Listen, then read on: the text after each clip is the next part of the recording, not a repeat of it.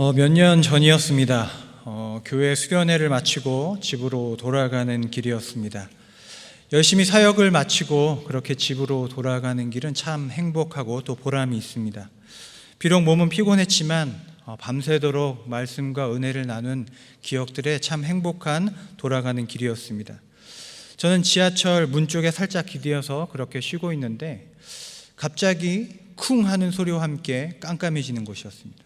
저는 영화에서 보던 지하철 사고라는 것이 이것이 아닌가라는 생각이 문득 들었습니다. 그런데 주변을 둘러보니 무언가 이상했습니다. 사람들이 다 저를 쳐다보고 있는 것이었습니다. 눈치채셨겠지만 알고 보니 제가 지하철 문에 서 있다가 지하철 문의 헤딩을 몇 번 하고는 혼자 소리를 질렀던 것이죠. 이렇게 기대어 서 있으면 안 되겠다. 그래서 저는 지하철 중앙으로 가서 손잡이를 잡았습니다. 그런데 여러분, 경험해 보신 분은 아실 겁니다. 서서도 잘 수 있습니다. 그렇게 손잡이를 잡고 서 있는데 이제 저의 무릎이 꺾이기 시작했습니다.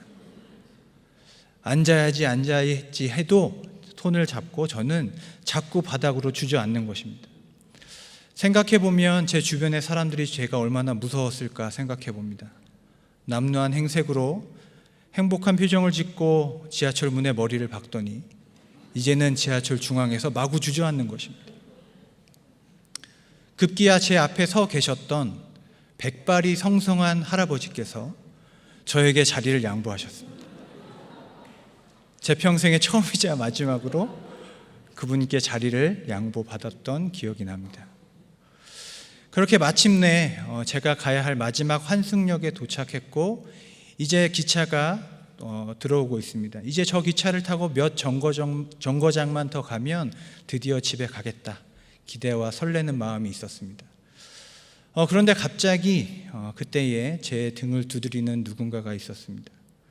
뒤를 돌아보니 누가 보아도 서울에 처음 올라온 듯한 한 분이 큰 짐을 가지고 저에게 길을 물어오시는 거였습니다. 그런데 이분은 이곳에서 정반대로 오셨고 그곳을 찾아가시는데 어떻게 여기에 있을까 하는 정도로 이상한 곳에 계셨던 것입니다. 제가 기다리던 지하철의 문은 열리고 제가 이 기차를 놓치면 또 몇 분을 기다려야 하는데 하는 생각이 제 뇌리를 스쳤습니다. 저는 그분이 들고 있는 노선도를 빼앗듯이 들고 그분에게 이렇게 얘기했습니다. 아저씨, 정반대로 오셨어요. 이렇게 가셔서 이렇게 따라가셔서 이렇게 하시고요. 여기 가서 다시 물어보세요. 저는 3초 만에 길 안내를 마치고 닫혀가는 지하철 문에 제 몸을 날렸습니다. 제가 탔을까요? 못 탔을까요? 네, 여러분의 기대와는 다르게 탔습니다. 타서 안도의 한숨을 쉬고 이제 집으로 향하는데 차창 밖으로 제가 그렇게 설명을 드렸지만 여전히 모르겠다는 표정으로 노선도를 보고 계신 그분의 모습이 눈에 보였습니다. 그런데 제 마음이 참 이상했습니다. 그때까지 참 행복했고 또 뿌듯했는데 마음 한구석에 부끄러운 마음이 점점 생겨가는 것입니다. 왜냐하면 불과 몇 시간 전까지 저는 교회 성도님들과 함께 내 이웃을 내 몸과 같이 사랑하라 그렇게 말씀을 나누고 찬양하고 나누던 모습이 저의 모습이었기 때문입니다.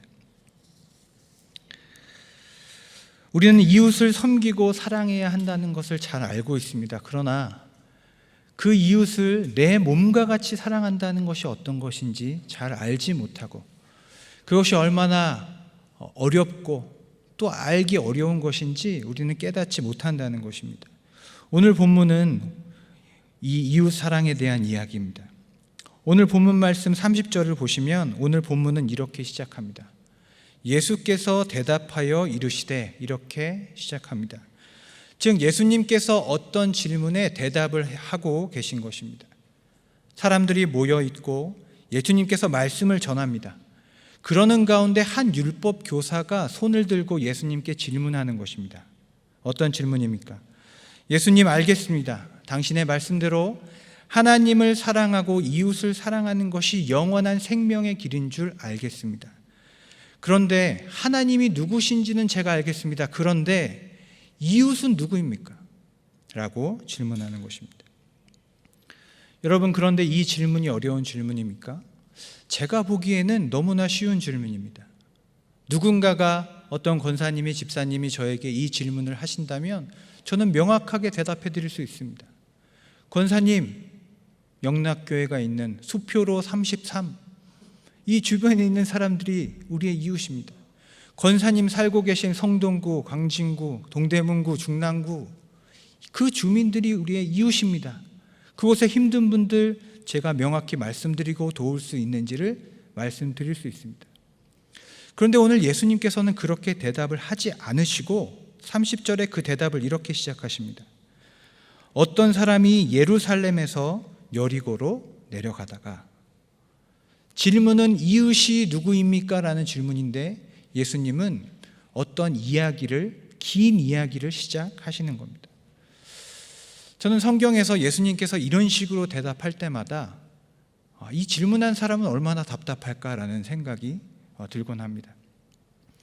한 번은 주일날 이렇게 교회 주변에 있다가 예배가 한창 진행 중인데 바깥에서 대화를 하고 있는 한 학부모님과 자녀를 발견했습니다. 그리고 우연히, 일부러 그런 것은 아닌데 그 대화를 엿듣게 되었습니다. 그런데 그 자녀는, 그 초등학생 정도 되는 이 아들은 어머니에게 무언가를 계속 설명하는 겁니다. 엄마, 사실은 그게 아니고 하고 무언가를 설명합니다. 그런데 그 자녀의 말을 계속해서 응대하는 이 어머니의 말이 참 인상 깊었습니다. 그 어머니께서는 그 자녀에게 이렇게 이야기합니다. 너 묻는 말에만 대답해. 아니, 그게 아니고, 엄마 내 말 좀 들어봐. 너 묻는 말에만 대답해. 집에 갈 거야? 예배 들어갈 거야? 저는 그 대화를 보면서 하나님 앞에서 우리가 기도하는 가운데서도 하나님께 이런 마음을 품을 때가 없는가를 돌아보게 됩니다. 우리가 기도 가운데 나의 문제를 가지고 하나님 앞에 나아오는데 하나님께서는 다른 것을 보여주시는 것이죠. 다른 사람을 보여주시고, 다른 이야기를 듣게 하시고, 다른 비전을 보게 하십니다. 그때마다 우리는 답답한 마음에 이렇게 항변하고 싶은 것이죠. 하나님, 좀 불경스럽지만 제가 묻는 말에 좀 이것에 대해서 얘기해 주시면 안 됩니까? 라는 그런 마음이 든다는 것이죠. 내 이웃이 누구입니까? 라는 이 간단한 질문에 예수님께서는 왜 굳이 긴 이야기를 통해 말씀하실까요? 여러분, 우리에게는 하나님 앞에서 앉아서 길게 들어야 할, 경청해야 할 이야기가 있습니다. 왜냐하면 우리는 정답을 원하지만 예수님께서는 진리를 원하시기 때문에 그렇습니다. 우리는 눈앞에 이 문제 해결을 원하지만 예수님께서는 그보다 더 크고 놀라운 이야기 속으로 우리를 초대하시기를 원하기 때문입니다. 여러분, 오늘 예수님께서 들려주시는 이 놀라운 이야기를 우리가 함께 살펴보고자 합니다. 우리 30절을 함께 읽겠습니다. 어떤 사람이 예루살렘에서 여리고로 내려가다가 강도를 만나매 강도들이 그 옷을 벗기고 때려 거의 죽은 것을 버리고 갔더라. 예수님의 대답이자 이 이야기의 첫 단어 어떤 사람은 헬라어로 안트로포스라고 합니다. 사람이라는 뜻입니다. 하나님과 성경에서는 주로 하나님과 대조되는 의미의 사람, 인간, 모든 인류를 뜻합니다. 사실 예수님께서 대답하신 이 단어 속에 어떻게 보면 예수님의 대답이 포함되어 있습니다. 여러분, 율법교사의 이 질문을 가만히 잘 생각해 보십시오. 내 이웃이 누구입니까? 라는 이 질문에는 전제가 깔려 있습니다. 누군가는 나의 이웃이 아니라는 뜻입니다. 왜 그렇습니까? 누군가가 내 이웃이라고 제가 대답한다면, 이 중구 주민이 우리의 이웃입니다라고 대답하는 순간 어떻게 됩니까? 이 중구 바깥에 있는 사람들은 우리의 이웃이 아닌 사람들이 됩니다. 예수님께서는 이 허점을, 이것을 폭로하시는 것입니다. 그리고 율법 교사에게 다시 질문하시는 것이죠. 당신이 말하고 있는 이 이웃의 범위와 경계는 어디까지냐? 그에게 다시 묻고 계신 것입니다. 이 어떤 사람이요, 이제 예루살렘에서 여리고로 내려갑니다. 본문은 이 어떤 사람이에 대해서 어떤 정보도 주지 않습니다. 그는 성전에서 예배를 드리고 여리고로 내려가는 사람일 수도 있고, 남자일 수도, 여자일 수도, 이방인일 수도, 유대인일 수도 있습니다. 악인일 수도 있고 착한 사람일 수도 있습니다.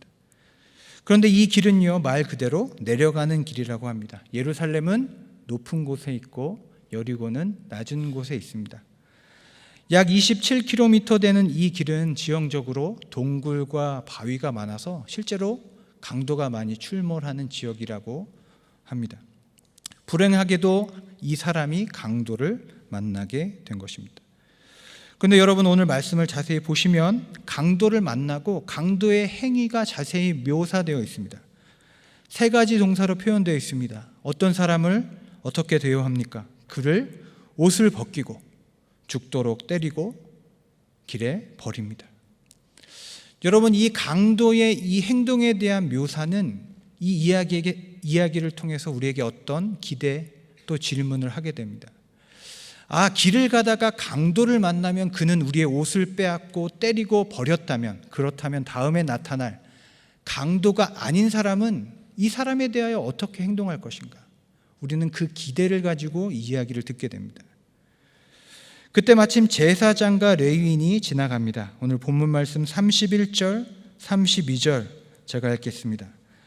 마침 한 제사장이 그 길로 내려가다가 그를 보고 피하여 지나가고, 또 이와 같이 한 레위인도 그곳에 이르러 그를 보고 피하여 지나가되, 한 사람이 쓰러져 있고 저 멀리서 사람이 내려옵니다. 그에게 살아날 희망이 보이는 것이죠. 마침 제사장입니다. 레위인입니다. 그를 도울 가능성이 높아 보입니다. 그러나 우리의 기대는 여지없이 무너지고 맙니다. 제사장과 레위인의 행동, 여러분 한번 찾아보십시오. 역시 세 개의 동사로 표현되어 있습니다. 보고, 피하고, 지나갑니다. 여러분, 생각해 보면 이런 세상에서 사는 사람이 얼마나 두려울까 생각해 봅니다.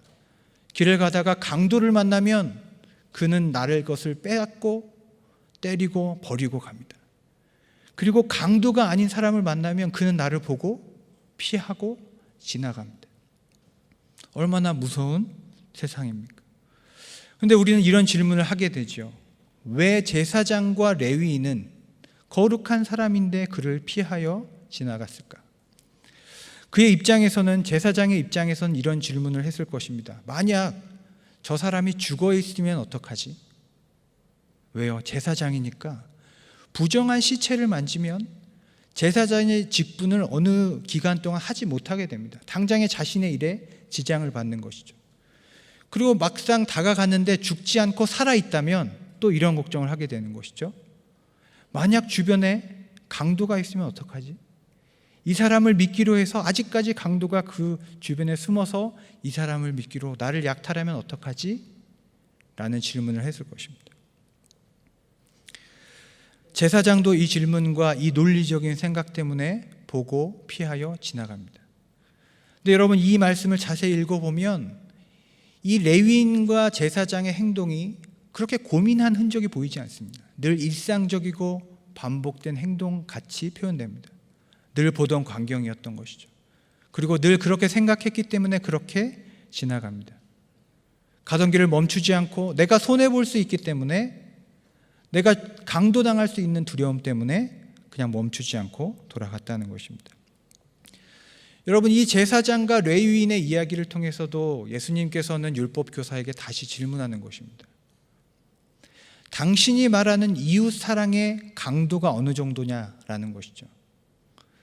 가던 기쁘게 가던 그 길을 멈추고 나도 부정함을 감수할 수 있는 이 자기 희생과 나도 강도당할 수 있다는 이 두려움을 넘어서서 지금 그 자리에서 멈추어 설 수 있는 사랑, 그 정도의 사랑을 당신은 이웃 사랑이라고 이야기하고 있는지를 그에게 다시 묻고 있는 것입니다.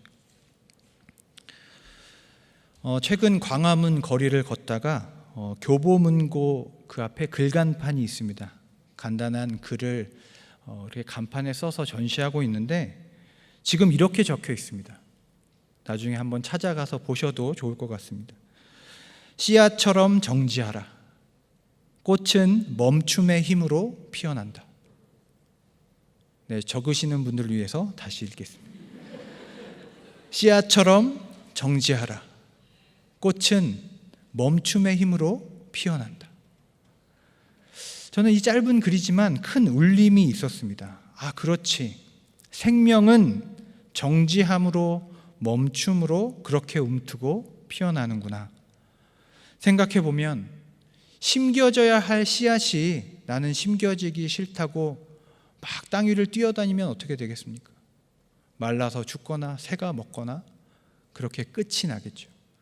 그리고 땅속에 묻혀진 씨앗이 나는 여기에 있을 사람이 아니야, 있을 씨앗이 아니야 라고 생각하고 땅 밖으로 계속 나오게 된다면 어떻게 되겠습니까? 그 씨앗은 싹트지 못할 것입니다. 생명은 멈추어야 할 때 멈춰 설 때 싹이 트고 생명이 움툽니다. 마찬가지로 사랑은 언제 꽃을 피울까요?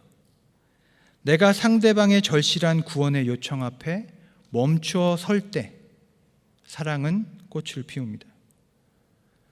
저희 딸이 최근 즐거워하는 노래 중에 이런 노래가 있습니다. 즐겁게 춤을 추다가 어떻게 합니까? 그대로 멈춰라. 이것만큼 사실 어려운 것이 없습니다. 즐겁게 춤을 추고 있는데 왜 멈춥니까? 그런데 저는 이것이 놀라운 사랑의 노래라고 묵상하게 됩니다. 즐겁게 춤을 추다가도 무언가 사랑의 요구가 있고 넘어진 사람이 있을 때 그것을 멈출 수 있는 용기, 그것이 사랑입니다. 남녀 간의 사랑도 가정 안에서 교회 공동체 안에서도 마찬가지입니다. 상대방을 위해서 멈출 수 없으면 여러분 사랑은 꽃피지 않는다는 것입니다. 사랑하는 성도 여러분, 우리의 일상을 중단케 하시는 하나님 앞에 열려진 삶을 사시기를 간절히 축원합니다. 우리의 스케줄은 하나님의 스케줄과 다를 수 있다는 것입니다. 오늘 본문에 이렇게 하나님께 응답한 한 사람이 등장합니다. 오늘 본문 33절부터 35절까지 한번 다 같이 하나님의 말씀 읽어보겠습니다. 어떤 사마리아 사람은 여행하는 중 거기 이르러 그를 보고 불쌍히 여겨 가까이 가서 포도주를 그 상처에 붓고 싸매고 자기 짐승에 태워 주막으로 데리고 가서 돌보아 주니라. 그 이튿날 그가 주막 주인에게 데나리오 2를 내어주며 이르되 이 사람을 돌보아 주라. 비용이 더 들면 내가 돌아올 때 갚으리라 하였으니. 아멘. 예수님의 이야기는 항상 놀라운 반전이 있습니다. 갑자기 사마리아인이 등장합니다. 사실 이야기의 구성상 제사장이 등장하고 레위인이 등장하면 그 다음에는 일반 유대인이 나타나야 뭔가 순서가 맞습니다. 등급이 맞는 것이죠. 그런데 정반대에 있는 사마리아인이 주인공으로 나타납니다. 그가 돕는 자로 주인공으로 등장하는 것이죠. 그리고 이 사마리아인의 행위는 제사장과 레위인과는 너무나 대조적으로 행동합니다.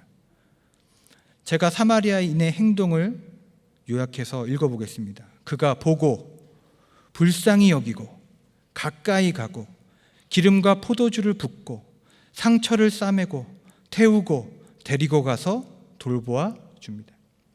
무려 8개의 동사가 사용됩니다. 무심하고 일상적으로 거절하였던 제사장과 레위인의 행동과는 대조적으로 사마리아인의 세심하고 열정적인 돌봄을 묘사합니다.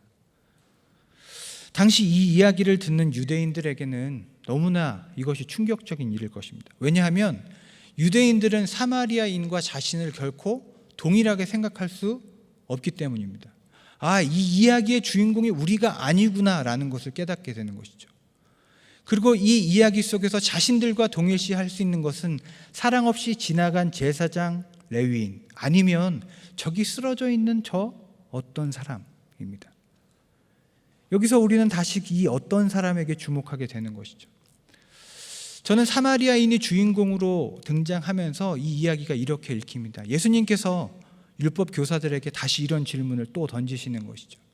너희가 생각하기에 너희는 은혜를 베푸는 제사장이나 레위인이라고 생각하겠지만 사실은 너희가 쓰러져 있는 저 어떤 사람은 아니냐, 저 어떤 사람이 될 수 있지 않느냐, 아니 이미 넘어져 있지 않느냐라고 그들에게 반문하시는지 모릅니다.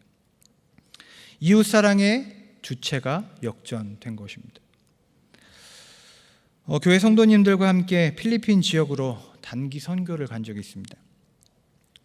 독특한 지역이었는데 쓰레기장 위에 마을이 있었습니다. 저는 그 마을에 들어가는데 제가 평생 본 파리보다 더 많은 파리들을 발견했습니다. 그리고 놀라운 사건을 목격했는데요. 한 줄로 그 마을로 들어가고 있는데 제 앞에 가고 있는 청년의 배낭 위에 파리들이 앉는데 정말 놀랍게도 하트 모양으로 이렇게 앉는 거예요. 저는 그래서 내가 이렇게 수고해서 하나님께서 하트를 보여주시나? 근데 생각해보면 왜 꼭 파리일까라는 생각도 했죠. 이왕이면 뭐 구름도 있고 나비도 있는데. 근데 알고 보니까 그 청년의 그 배낭 뒷주머니에 하트 모양의 초콜릿이 들어있었던 것입니다. 저의 착각이었죠. 그 모양 그대로 파리가 새까맣게 앉는 것입니다. 그 정도로 파리가 많았습니다. 그런데 문제는 무엇이냐면 저희가 그곳에 가서 식사를 해야 된다는 것이었습니다. 야외에서. 저희가 그곳에서 도시락을 열면서 했던 유일한 소원은 그것이었습니다. 제발 파리보다 먼저 먹어야 된다 라는 소망을 가지고 도시락을 열고 먹기 시작했습니다. 그 식사 시간은 정말 난리가 났죠. 파리보다 먼저 먹으려고 하다가 파리 먹었다고 소리치고 파리 소화 잘 될 거라고 그러고 정말 난리였습니다. 그런데 그곳에서 저희가 느낀 것이 있습니다. 너무나 열악한 상황이었지만 그들도 우리의 사역을 통해서 행복했지만 저희가 공통적으로 나눈 것은 우리가 더 행복했다라는 고백입니다. 우리는 그들이 쓰러져 있는 자라고 생각하고 그 자리에 가서 우리의 일상을 멈추고 그들에게 다가갔는데 사실 그 자리에서 변하고 있는 것은 우리 자신이었다는 것을 발견한 것입니다. 사역 마지막 날 그 마을 사람들이 전체가 모여서 우리 사역팀을 위해서 노래를 해주겠다고 이렇게 모였습니다. 선교사님께서 그 노래의 제목과 가사를 설명해 주셨습니다. 아직도 그 가사가 기억납니다. 살라맛 사이오, 그 뜻은 그럼에도 불구하고 감사합니다 라는 노래였습니다. 그 쓰레기 더미 위에서 울려 퍼지는 그 노래 소리를 들으면서 우리 선교팀 모두가 눈물을 흘렸습니다. 왜냐하면 쓰레기 더미 위에서 그렇게 살아가지만 사실은 하나님 앞에서 병들어 있는 사람, 쓰러져 있는 자들은 저 사람들이 아니라 우리 자신이었구나라는 고백과 회개가 우리 자신의 모습을 제대로 깨닫게 되었기 때문입니다. 여러분, 이웃사랑은 베푸는 것이 아닙니다. 하나님이 만나게 하시는 진짜 이웃을 만나면요, 우리 자신이 변한다는 겁니다. 그 모습 속에서 나 자신의 진짜 모습을 보고 깨닫습니다.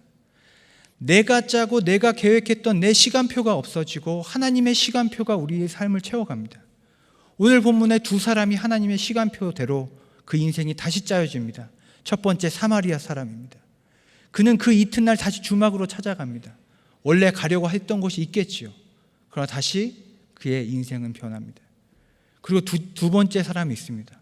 이번에 묵상하면서 발견했습니다. 누굴까요? 주막 주인입니다. 주막 주인.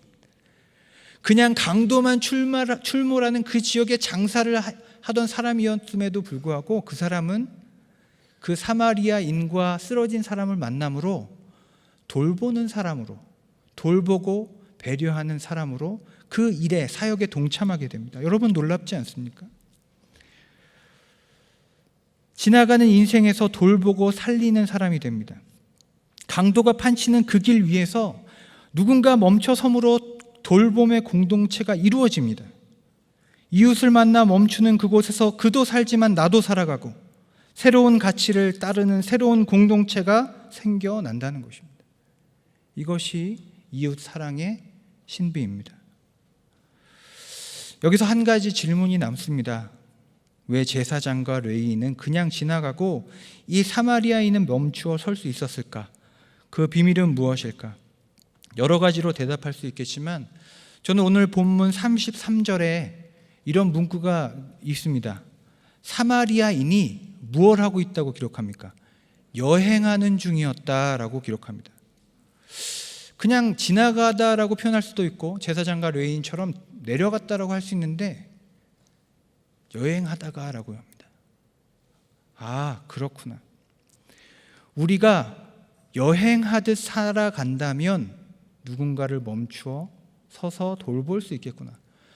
여러분, 성전에서 집으로 그냥 내려가는 목적지가 분명한 길을 가는 사람에게는 이 길은 아무 의미가 없습니다. 그저 무사히 빨리 지나가면 되는 길입니다. 그러나 길 자체가 목적인 사람이 있습니다. 여행하는 사람들, 하나님 앞에 순례하는 사람들은 길 자체가 목적이 되고 길 위에서 만나는 모든 사람들이 자신의 목적과 사명, 그곳에서 하나님의 흔적을 발견하게 되는 것입니다. 사마리아인은 여행하면서 살아갔습니다. 이 여행하듯이라는 이 단어는 복음서와 사도행전에 비슷한 단어가 100번 이상 사용되었습니다. 왜 그럴까요? 복음서와 사도행전의 모든 주인공들이 길 위에 살았기 때문에 그렇습니다. 어디론가 가고 여행하고 떠나는 가운데 그 길 위에서 만나는 모든 사람들이 사실 오늘 복음서의 주인공이지 않습니까? 그들이 다 목적이었다는 것입니다. 어렸을 때 저는 축구를 참 좋아했습니다. 심심하면 공을 들고 밖에 나가서 공을 차는 것이 저의 취미였습니다. 그런데 잘 생각해 보면 축구만큼 혼자 할 때 외로운 운동도 없습니다. 부모님이 이사를 자주 다니셔서 저는 이제 축구하는데 참 어려움을 겪었습니다. 심심하면 공을 들고 아파트 밖으로 나갑니다. 그럼 아파트 벽에 공을 막 차는 것입니다. 10번, 100번, 200번, 300번, 1000번, 만 번까지는 안 했던 것 같고, 그렇게 차다 보면 누군가 같이 했으면 좋겠다라는 그 간절한 생각이 듭니다. 그런데 저쪽 공터에서 이제 골목대장 형이 나타납니다. 그리고 그 주변에 조물애기들이 이제 축구를 하려고 막 몰려드는 겁니다. 저는 제 마음은 너무 하고 싶죠. 그러나 저는 초대받지 않은 사람이고 이름도 몰라요, 성도 모르는데 어떻게 하겠습니까? 그런데 그런 때에 그분이, 그 골목대장 형님께서 저를 부르십니다. 하나님의 음성이에요. 어이, 거기 축구할래? 제 이름은 거기예요, 거기. 어이, 거기 축구할래? 네, 저요? 네, 저요라고 대답하지만 몸은 이미 뛰어가고 있습니다. 뛰어가고 있죠. 실력도 묻지 않고 어디서 왔는지 누구인지 묻지도 않습니다. 그냥 그 자리에 있었기 때문에 나를 한 팀에 받아들여 준 제 인생에 만난 선한 사마리아인, 그 멋진 사람이 또 이 시간에 기억이 납니다. 여러분, 오늘 설교 제목은 어떤 사람입니다. 사실 우리가 넘어진 어떤 사람을 도울 수 있는 이유는 사실 우리가 그렇게 넘어져 있었던 사람이기 때문에 그렇습니다. 우리가 이 자리에 오기까지 자격이 없는 나를 위해 멈추어 서서 우리를 불러주신 예수 그리스도의 은혜가 있고 그 은혜를 우리에게 흘려준 사람들이 있습니다. 그 무렵 누군가가, 어떤 사람이 우리가 도저히 되갚을 수 없는 은혜를 베풀었기에 지금의 우리가 있습니다. 그 어떤 사람이 주막에서 눈을 떴을 때에 2 데나리온과 함께 그는 결코 갚을 수 없는 은혜를 경험합니다.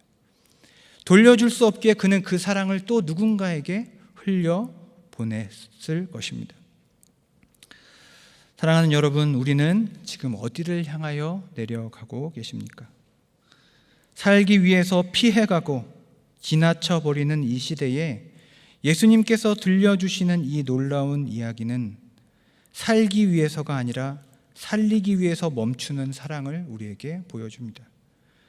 그 사랑의 멈춤으로 함께 피어나고 회복되는 기적을 보여줍니다. 오늘 본문 마지막 37절에 예수님께서 이 긴 이야기 끝에 질문을 한 유대인들과 또 여전히 길 위에 있는 바로 우리에게 이렇게 말씀하십니다. 가서 너희도 이와 같이 하라. 기도하겠습니다. 사랑과 은혜의 하나님, 우리의 사랑의 지경을 넓혀 주시옵소서. 우리의 사랑이 길이요 진리요 생명 되신 예수님의 사랑을 담게 하여 주시옵소서. 예수님의 이름으로 기도드립니다. 아멘.